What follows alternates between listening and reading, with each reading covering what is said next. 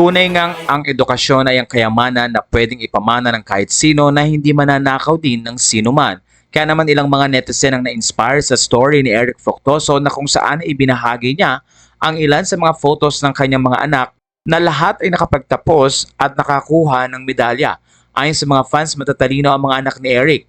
Isa nga ay si Una na valedictorian, pati na rin si Damian ay honor student din, pati ang mga anak na sina Cash at Bruce. Ayon sa mga netizen, nakaka-inspire na makita na sa gitna ng pagiging busy bilang aktor ay may time pa rin si Eric na mapag-aral ng mga anak at matatalino nga ang mga ito.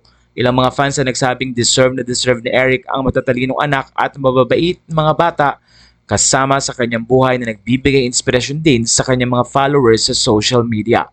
Narito ang ilan sa mga photos na ibinahagi ng aktor at pati na rin ang video ng pag-graduate ng kanyang anak na si Damian. Matatanda ang isa si Eric Fructuoso sa nakilalang grupo ng Guapings noong 1990s at sumikat ng aktor. Ngayon itutok din si Eric sa pagpapalaki ng kanyang mga anak at negosyo na kung saan ay nakakatulong sa kanilang buhay. Kaya naman mula dito sa Pinoy Showbiz Latest, congratulations Eric Fructuoso. Every day, late at night, not okay.